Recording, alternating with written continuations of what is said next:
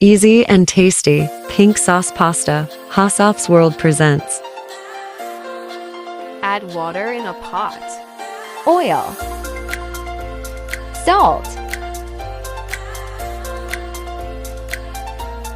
4 cups of pen pasta.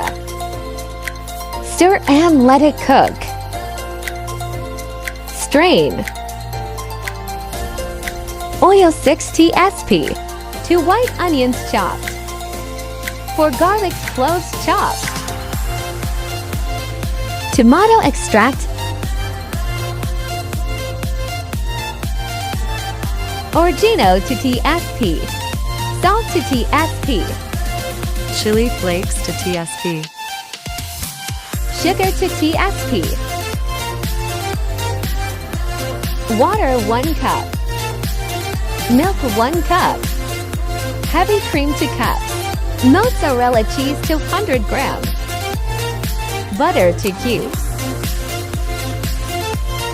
Add the strained pasta.